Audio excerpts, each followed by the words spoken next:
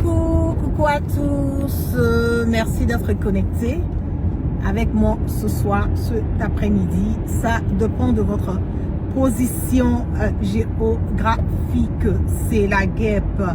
Toujours un plaisir d'être avec vous et toujours un plaisir de partager mes directs et mes bâillements. Je ne serai pas du tout long et je vous prie voilà de partager et de partager massivement ce direct parce que nous sommes en guerre de communication, comme je le dis tout le temps. Donc rassurons-nous que les informations puissent quelque part véhiculer sans crainte et surtout sans peur. Je vais donner le temps voilà à mes abonnés sur toutes mes plateformes de se connecter et nous allons zailler un peu.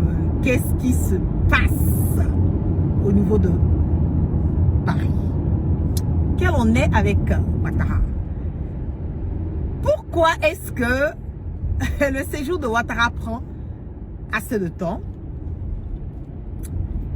Quelles sont les informations concernant l'Élysée? Qu'est-ce que Ouattara fait concrètement là-bas? Quelles sont les démarches qu'il a eu à entreprendre? Est-ce que ça aboutit? Est-ce que ça n'a pas abouti? Quelle en est réellement la vérité sur ce volet? Nous le savons et fort que Ouattara est sur Paris, ça fait quelques jours de cela. Nous allons même aller jusqu'à presque, on n'est pas loin de pas loin d'une semaine, hein, voilà qu'il est sur Paris. Et nous le savons aussi que l'état de santé de Ouattara n'est pas à bon fixe parce que, parce que il y a l'âge qui est déjà là et aussi ce monsieur accumule des maux. Bien vrai qu'il est malade physiquement, oui, on ne souhaite pas la maladie, même pas à son ennemi, mais la réalité est que il n'est pas du tout bien portant. Ce n'est pas le côté physique seulement de Alassane Dramane Ouattara qui est le problème des Ivoiriens, mais pour moi, et je dis que ça va jusqu'au-delà du côté physique. Le mal qui le ronge n'est pas sur le volet physique simplement, mais aussi sur le volet mental. Parce que, normalement, avec tout ce que Alassane Dramane Ouattara est en train de faire, entreprendre, pas seulement, je vais d'abord même, je vais vous demander, voilà, à mes abonnés, vous qui êtes très sensibles, souvent, voilà, qui faites les choses sur les émotions, avec les émotions, je vais vous demander, voilà, tout calmement, de vous déconnecter de ce direct dans la paix du Seigneur. Parce que je vais dire les choses comme elles sont. Et souvent, cette vérité a tendance à déranger, a tendance à vous mettre mal à l'aise. Souvent, les gens vont dire, mais la guêpe, voilà, il peut être ton père. Je le dis tout le temps que Alassane Dramane Ouattara n'est le père de personne. C'est pas le père de la guêpe. Mon père ne s'appelle pas Alassane Dramane Ouattara. Voilà, mon père, c'est Monsieur Camara. Ok, donc on va se respecter sur ce volet. Et comment on appelle, le respect, il est mutuel. Quand Alassane Dramane Ouattara décide de violenter, de brigander la constitution de tout un pays pour se maintenir à la tête, je pense que cela veut dire que quelque part, c'est quelqu'un qui est irrespectueux. Voilà. Donc quand on a affaire à un brigand, un vendeur d'illusions, un marmailleur sanguiné, un imposteur de grand chemin, on le traite comme ça parce que lui, dans sa tête, la seule et l'unique manière de pouvoir accéder au trône et pouvoir continuer à mener ses manigances, ses plans machiavéliques, maléfiques, voilà, au niveau de l'Afrique et plus précisément au niveau de la Côte d'Ivoire, c'est de chercher toujours à éliminer ceux qui sont quelque part, voilà, la voix des sans-voix ou des personnes aujourd'hui qui ne partent pas dans le sens. Donc, je vais vous donner, je vais dire peut-être une trentaine, voilà, de secondes à tout un chacun, voilà, de se déconnecter de ce direct parce que je veux vraiment me mettre à l'aise et dire ce que j'ai à dire concernant Ouattara. Donc je vous donne une trentaine de secondes pour ceux qui vont rester. Je vous prie de partager et de faire monter le mercure dans les partages. Pour les autres, vous avez 30 secondes pour vous déconnecter de ce direct dans la paix du Seigneur. On y va, 30 secondes.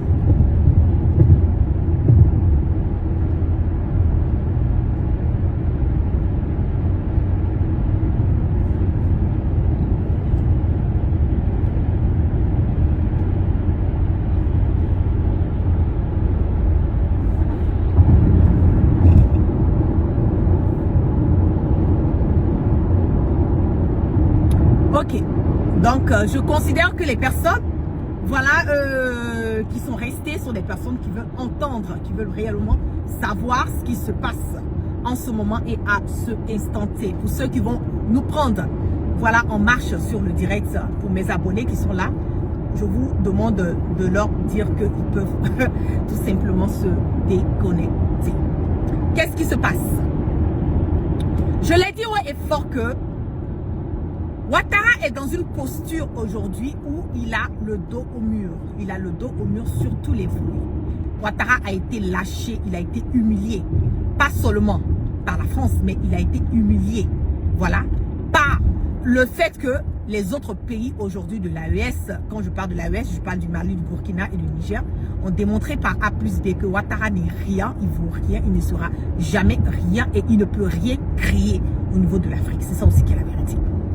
Puisque Alassane Draman Ouattara a voulu se jouer au Gangaba et montrer, voilà, devant les Ivoiriens et devant cette communauté internationale que lui encore, il a son mot à dire sur des décisions au niveau de la Côte d'Ivoire. Bien vrai que nous le savons tous que toutes les décisions qui importent, comme on appelle, qui vont dans le sens de la Côte d'Ivoire sont des décisions qui ont été données par Ouattara. Et donc Ouattara a l'obligation d'exécuter tout ce qu'on lui dit de faire.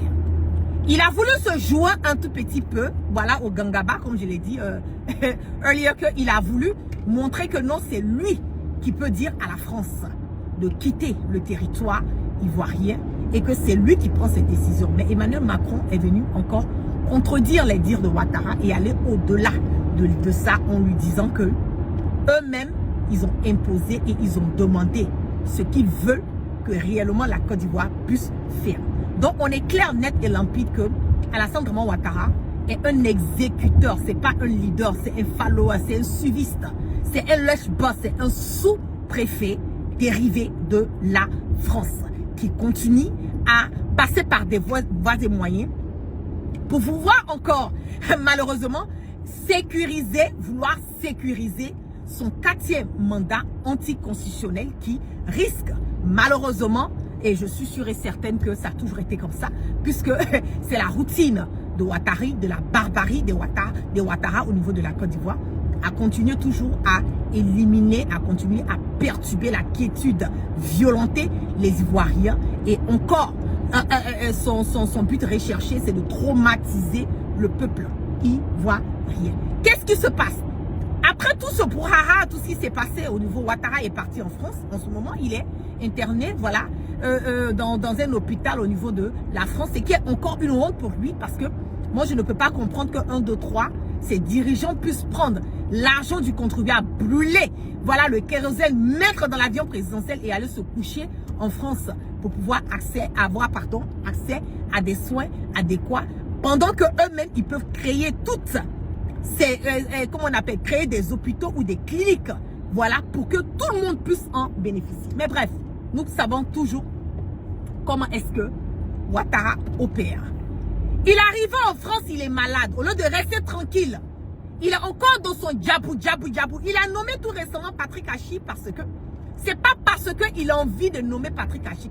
Et je vais lancer un message à Patrick Hachi. Lui, c'est vraiment un idiot au carré. Voilà. Patrick Hachi n'est pas du tout intelligent. Celui-là même qui est utilisé, celui-là même qui est le prête-nom de Ouattara. Mais je le dis haut et fort que le jour que le 6 va devenir 9, le jour que Ouattara va tomber, les gens comme Patrick Hachi, comme on le dit, consorts et autres qui sont autour de Ouattara aujourd'hui, qui sont en train de la péter, ces mêmes personnes seront utilisées et ces mêmes personnes-là auront des comptes à rendre aux Ivoiriens, auront des comptes à rendre à la Côte d'Ivoire. Patrick Hachi a été nommé parce que Ouattara est dans l'embarras du choix. Pourquoi est-ce que jusqu'à présent, il n'arrive pas à dire aux Ivoiriens que réellement il veut être, comment on appelle, le candidat du RHDP et qu'il veut brigander encore un autre mandat? Il a peur de dire ça parce qu'il n'est pas confiant. Il a peur de dire ça aux Ivoiriens parce qu'il a peur. Il a peur de dire aux Ivoiriens qu'il veut briguer encore un 4e mandat anticonstitutionnel qui risque malheureusement encore de faire couler le sang des Ivoiriens parce que on lui a déjà dit de ne pas le faire. Emmanuel Macron a donné les directives à Ouattara et a demandé à Ouattara de ne pas se présenter pour ce 4e mandat encore. Et arrivé sur Paris, étant malade, bon, vous allez regarder un tout petit peu autour de vous, vous allez regarder, bon, je vais même dire autour des gens qui sont au RHDP, qu'il n'y a pas quelqu'un de consistant, il n'y a pas quelqu'un qui peut prendre la relève. Et en plus de le fait qu'on n'a pas quelqu'un qui puisse prendre la relève au sein du RHDP, il y a un problème encore de leadership qui est là. Le fils de Ouattara, Photocopie, je l'ai toujours dit que ce n'est pas le frère de Ouattara, c'est le fils de Ouattara. Photocopie ne veut absolument pas que ça soit quelqu'un d'autre, en dehors de son père Ouattara ou en dehors de lui-même. Mais le problème est que physiquement, Ouattara ne peut pas. Émotionnellement, il ne peut pas parce que c'est un fou. Il est malade.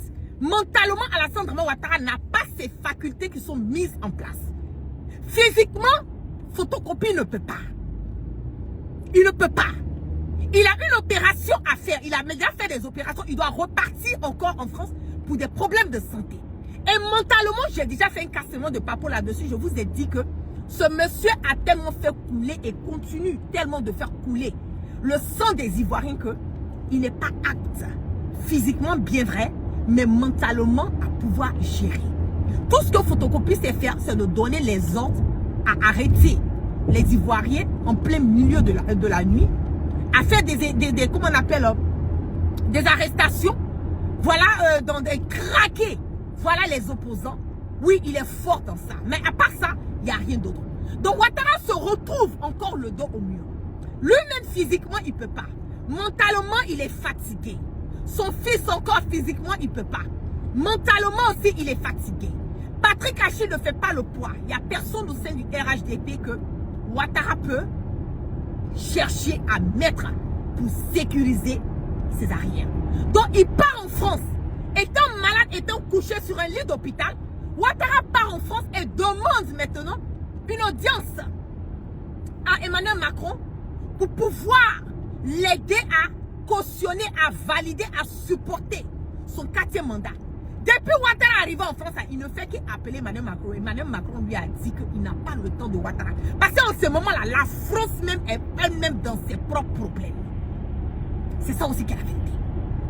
La France même a tous les problèmes. Aujourd'hui, la France même n'arrive pas à s'en sortir.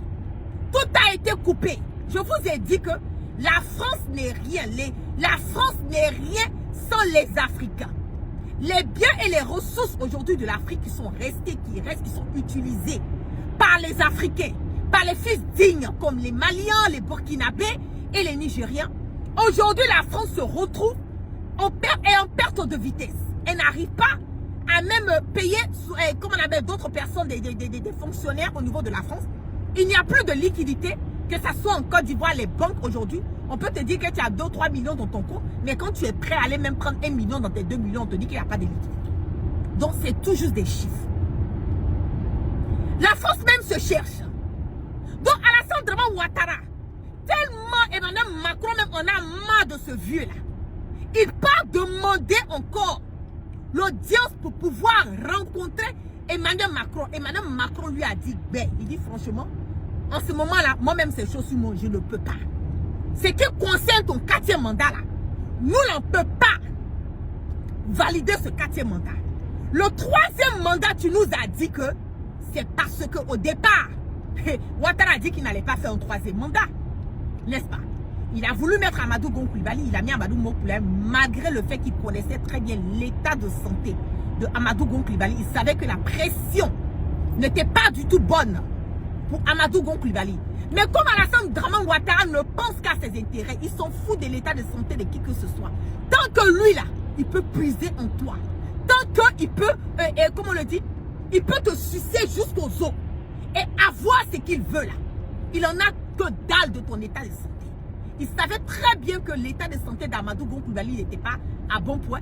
Mais il a voulu imposer Amadou Gon Coulibaly au cas où, pendant ces 4 ans là, ou 5 ans pardon, que Amadou Gon Coulibaly cassait la pipe quelque part, il allait pouvoir reprendre ou bien mettre quelqu'un qui allait continuer sur la lancée de ce qu'ils voulaient, qu'ils avaient prévu de faire. Mais comme on le dit, l'homme propose et Dieu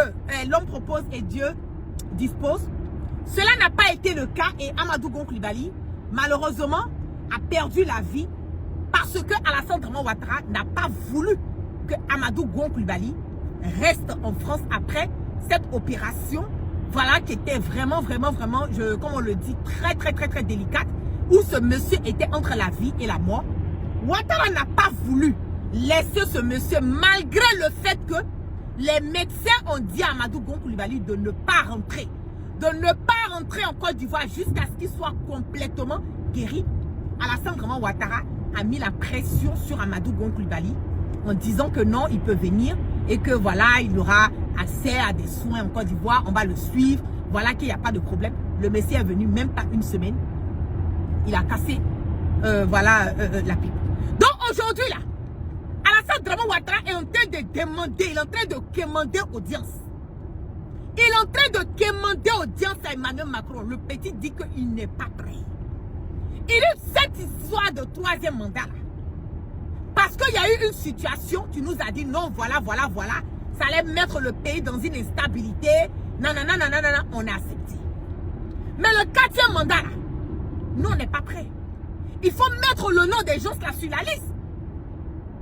Le président Laurent Gbagbo a déjà été jugé. Il a été acquitté.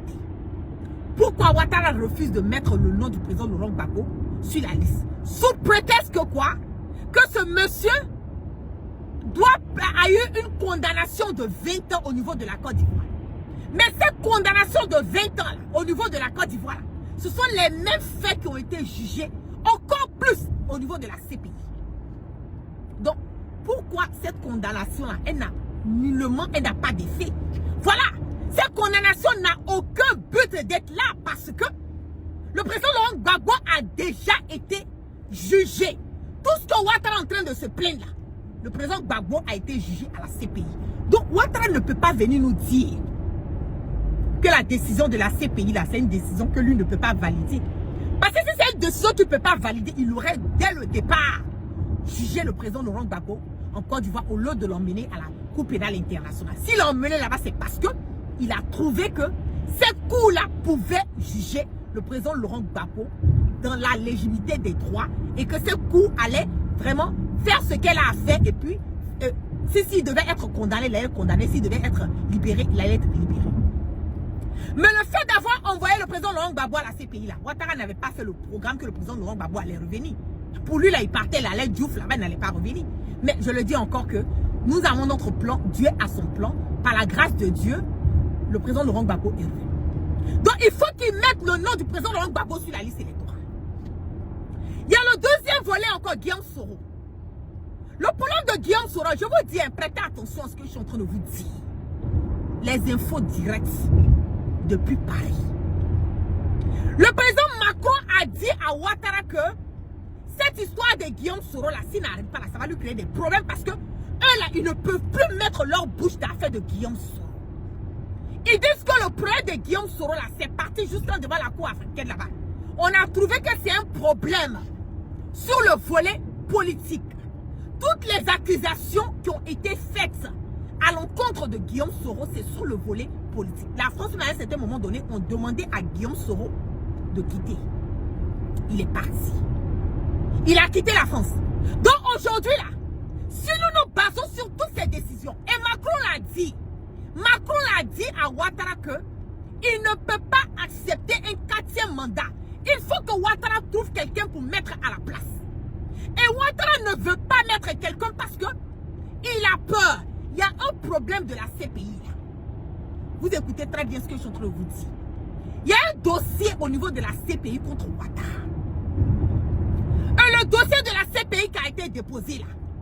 Si on va rentrer dans, le dossier là. Il y a dit Guillaume Soro là. Il sera le dernier sur la liste à qui on va poser question. C'est moi et vous dis, et puis je vous mets au défi. Guillaume Soro sera la dernière des personnes qu'on va poser question à la CPI. Même la France même ne sera pas épargnée. Sarkozy ne sera pas épargné. Donc où ils sont là, ils veulent apaiser la situation. Et comment apaiser la situation? C'est de permettre à toutes ces personnes d'être sur la la liste électorale. Et Macron a dit à Ouattara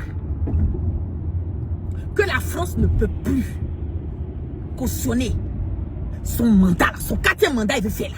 La France se désengage de ça. La France se désengage. Donc Ouattara est couché à Paris, il est en train de péter les plombs. Il est en train de péter les plombs. Il pensait que il allait amadouer. Et puis encore, le problème, c'est que la mission qui a été confiée à Ouattara, la mission de l'AES, là, il n'a pas pu accomplir cette mission.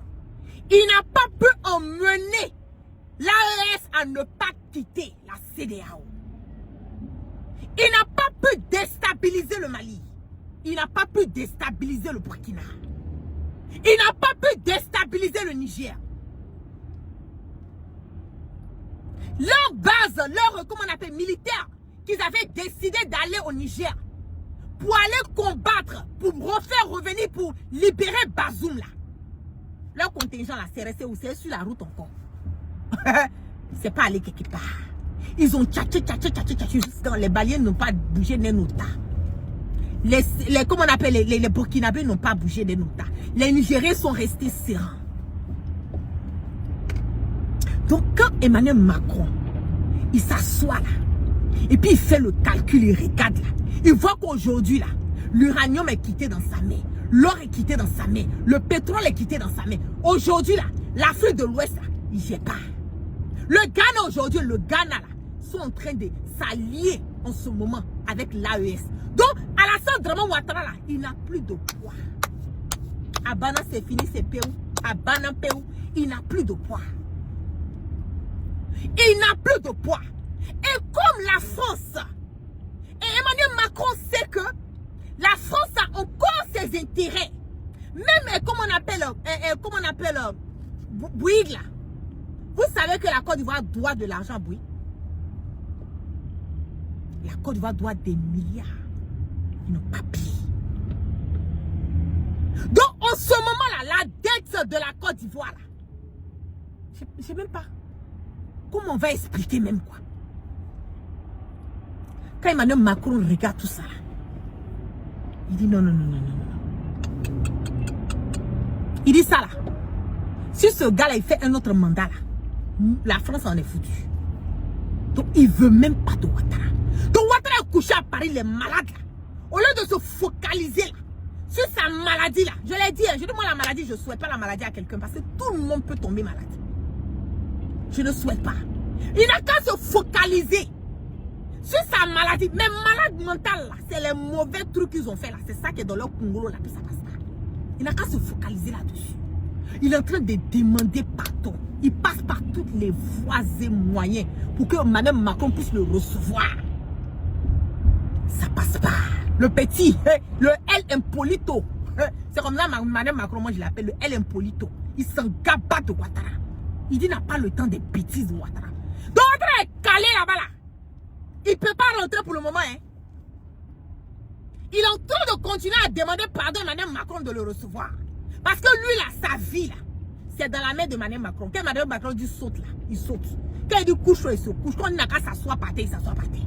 Et puis Mme Macron lui donne des conseils. Mais quand on dit c'est nous, on lui donne un conseil, il se fâche. C'est ça aussi qui est la vérité. Donc il est désemparé. Il ne sait plus quoi faire. Il ne sait plus quoi faire. Celui-ci qui est aussi en train de compter là.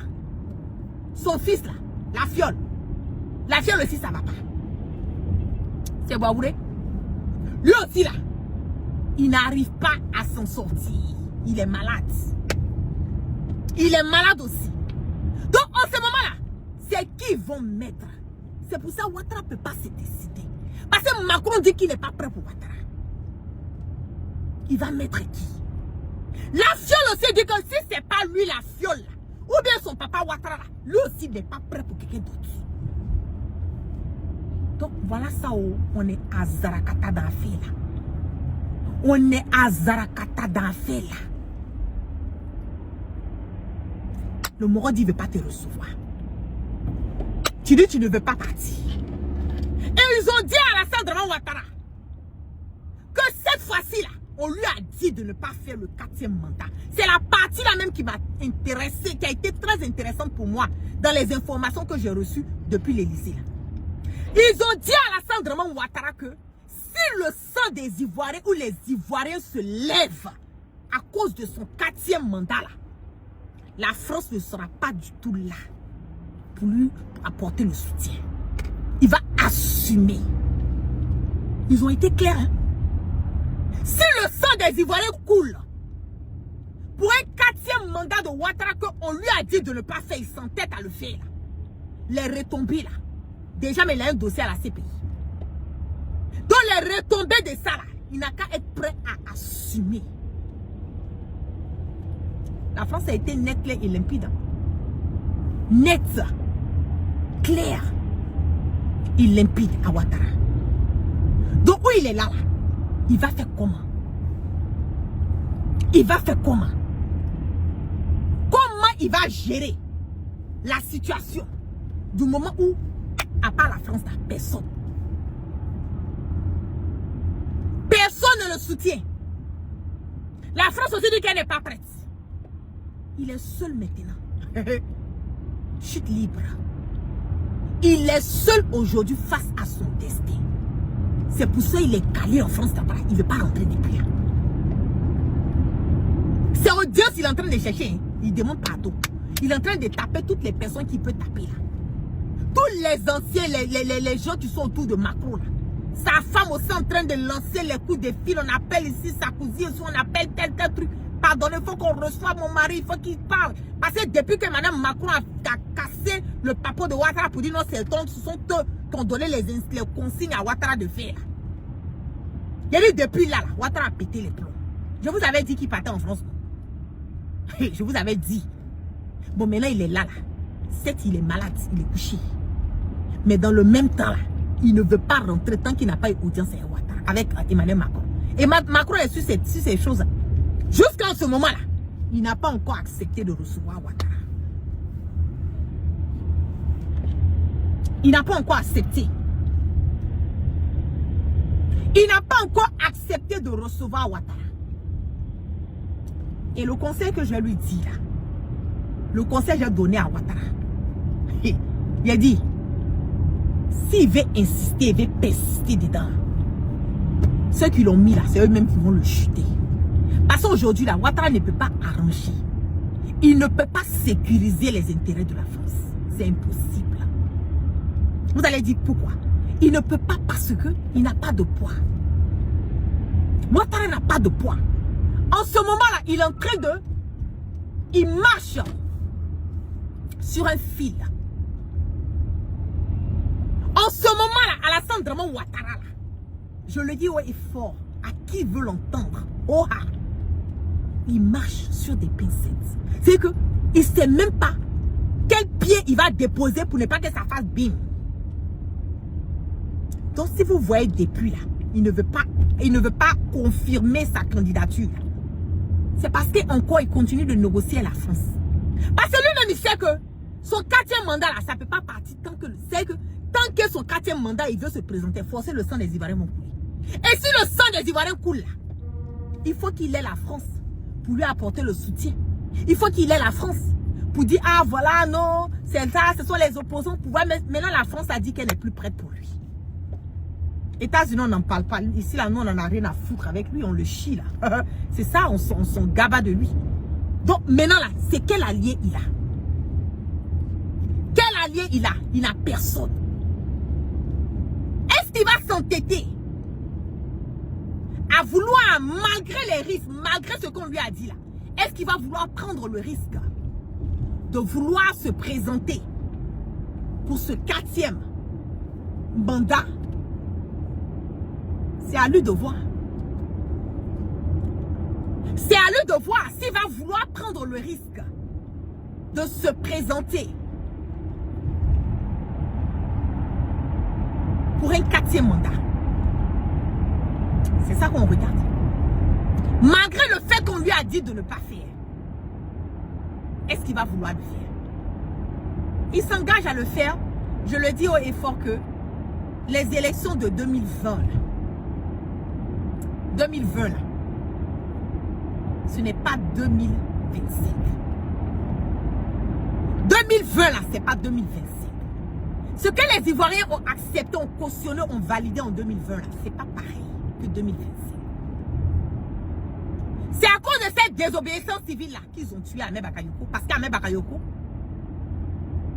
c'est lui. On dit qu'il était OK avec la désobéissance civile parce qu'il ne voulait pas de Ouattara. Donc comme ils ont su que Ambak ne voulait plus de Ouattara et que Ambak a failli le taper, donc ils l'ont éliminé. Mais aujourd'hui là, nous savons qui vous êtes. Nous savons que vous êtes des assassins. Nous savons que vous êtes des imposteurs. Nous savons aujourd'hui que Alassane Draman Ouattara est le plus grand bandit voyou notoire. Un sanguinaire dictateur, un imposteur. Un brigand de grand chemin. Un pafloteur, montant, un déstabilisateur. Un djihadiste. Un coup d'étaïste. Oui. Le frappeur de tous les pouvoirs. Celui-là même qui a dit, je frapperai ce pouvoir moribond, il tombera. Il a fait. Il a frappé le pouvoir. Tous les pouvoirs. Il n'y a jamais eu de stabilité en Côte d'Ivoire depuis que Ouattara a mis les pieds en Côte d'Ivoire. Depuis les années 99, que le président, comment on appelle, Houphouët Boigny a introduit Ouattara à la Côte d'Ivoire, n'a jamais eu la stabilité. Lui, il est comment? Les Ivoiriens ont pris Ouattara, on l'a mis sur un plateau d'eau. Tous les grands dirigeants du RDL, ils sont où? Eux tous, on les a tous dans des conditions bizarres. Dans des conditions bizarres. Des empoisonnements à gauche, à droite. Des femmes même, ils ont pris. Aujourd'hui, pour aller empoisonner. Faites beaucoup attention. Je vous dis, quand on est dans la politique, il faut savoir avec qui marcher. La politique, c'est un milieu malsain. On ne peut pas faire la politique et avoir une vie misérable et avoir une vie dérangée et ne pas avoir une vie, comment on appelle, stable. C'est impossible. Que tu sois une femme ou que tu sois un homme, tu ne peux pas faire la politique et vivre dans du désordre. Ça ne passe pas. Parce que la politique, tu es axé, tu es exposé à tout. Tu es exposé à tout. Une femme dans la politique, tu es exposé, on va t'envoyer des hommes à gauche, à droite. Un homme là, c'est les femmes. Les hommes là, leur faiblesse, ce sont les femmes. Nous les femmes, même, on arrive à se maintenir. Parce que la femme, elle l'aime avec le cœur. L'homme, il aime ce qui est en dessous de son pantalon. C'est la différence. C'est pour cela que la politique réussit plus aux femmes qu'aux hommes. Parce que les femmes, quand elles sont dans la politique, elles sont sereines, loyales. Comment on appelle, les droits dans leurs bottes. Aujourd'hui là, les opposants, je vous dis de faire beaucoup attention. Tout ce qui brille n'est pas de l'or. Exposés à tout. Ils sont prêts à tout. À traquer qui ils veulent traquer. À éliminer qui ils veulent éliminer. Parce qu'aujourd'hui, là, nous avons décidé d'être la voix des sans-voix. Nous avons décidé de dire la vérité.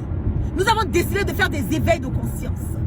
Nous avons décidé d'emmener la vérité et prouver, démontrer par A plus B que aujourd'hui, là, les réseaux sociaux sont quelque part des outils qui permettent à cette jeunesse de ne pas rester dans le noir, et de ne pas être une jeunesse perdue, une jeunesse abrutie. C'est ça qui est la vérité. C'est désolant. Ça fait pitié et ça fait honte qu'un dirigeant doit avoir le hockey d'un autre dirigeant pour pouvoir valider son mandat. Quand on arrive à ce point-là, on n'a plus de dignité. On est zéro. On n'a plus de valeur. Et c'est ça que Assimi ne voulait pas. C'est ça que Ibrahim ne voulait pas. Et c'est pareil que Tiani ne voulait pas. On ne peut pas être ou dire que nous sommes un pays démocrate. Et puis, aller demander la protection d'un autre pays. Aller chercher à avoir le approval d'un autre pays.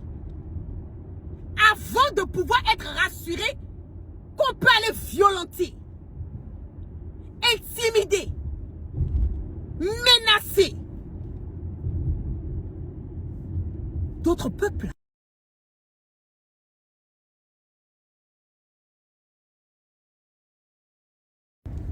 C'est grave. C'est grave. Donc, il est à Paris. Il est en train de demander pardon à Emmanuel Macron. Jusqu'en ce moment, jusqu'à cet instant-là, ils ne sont pas prêts pour lui. Ils ne sont pas prêts pour lui. On attend voir. Si à la dernière minute, Emmanuel Macron va avoir pitié de lui pour lui parler ou pas, on regarde. Mais il faut que Ouattara se mette dans la tête que Emmanuel Macron ne peut pas venir dessiner le chemin guidé. Il ne peut pas venir faire le choix des Ivoiriens à leur place. C'est ce que les Maliens lui ont dit. Emmanuel Macron ne peut pas venir dire aux Maliens ce qu'ils doivent faire pour leur propre souveraineté. Emmanuel Macron ne peut pas venir dire aux Maliens, aux Nigériens et aux Burkinabés ce qui est bon pour les Nigériens, les Maliens et les Burkinabés. Il est trop petit pour ça. Génération consciente, génération insoumise. Faire la politique autrement et la faire intelligemment. C'est de ça qu'il s'agit. Le hockey de Macron, pas le hockey de Macron. Nous, on n'en a que dalle. 2025, là, ça passe ou ça casse. C'est ça qui est la vérité. Donc, on reste au serein, focalisé. Restons dans nos bottes. Straight up dans nos bottes. Ça passe ou ça casse. Nous sommes arrivés au dernier virage. Ne vous désespérez pas. Souvent les gens me disent, mais la guêpe, toi-même, tu n'as pas, comment on le dit, tu es trop fort. Mais oui. Aïe. Vous pensez que c'est un combat d'un jour? Vous pensez? Moi, je suis sereine, je suis zen dans la tête. Parce que je sais que le fini, là, nous ne sommes pas loin. Nous avons parcouru déjà le plus long chemin. Il ne reste qu'un petit bout. Donc, on serre la ceinture. Ouattara, il est fini, il va partir. Le 6 est en train de devenir 9. Ce n'est même pas le 6 va devenir 9. Le 6 est en train de devenir. C'est que nous sommes en téléchargement pour que le 6 devienne 9. Les données ont changé. Le game a changé. Restons sereins. Ok? Dieu a toujours sa main dedans. Sur ce, je vais vous claquer plein de bisous. Merci à toutes ces personnes qui sont restées connectées avec moi ce soir, cet après-midi. Ça dépend de votre position géographique. Que la grâce de Allah subhanahu wa ta'ala soit sur tout en chacun. Et que Dieu, dans sa miséricorde, qui continue de pardonner nos péchés et qui nous emmène le sens du discernement. Vous passez une excellente soirée et je vous prie de continuer à partager. Voilà mes directs sur toutes mes plateformes. Continuez à partager parce que nous sommes en guerre de communication. Donc il faut que les informations puissent véhiculer sans crainte et surtout sans peur. Et je vais vous inviter aussi pour pouvoir sécuriser et pour que je puisse garder l'authenticité et l'intégralité de mes directs et que ma page, voilà, Facebook soit et YouTube soit vraiment une page sécurisée. Pendant les directs, je vous en prie, mettez assez de cœur. Sécurisez mon direct avec assez de cœur. C'est gratuit. Vous appuyez sur les cœurs, vous sécurisez mon direct. Vous partagez massivement, voilà, les directs. Et en plus de cela, les commentaires, les posts que je fais, essayez de liker. Quand vous likez les posts que je fais, ça sécurise ma page. Ça sécurise ma page. Nous sommes à l'approche des élections. Il y aura plein de formations à partager et à donner. Je vous en prie, essayez de faire cela pour que je puisse être en mesure de pouvoir partager ces informations que nous avons tous besoin de savoir et que le peuple ivoirien en particulier et le peuple africain en général a besoin de savoir ces infos. Donc je vous claque plein de bisous, peace and love et puis passez une excellente soirée sous la protection du Dieu Tout-Puissant. Veuillez tout simplement vous abonner et activer la cloche de notification pour ne rien rater. Retrouvez KDV Africa sur YouTube, Facebook, TikTok.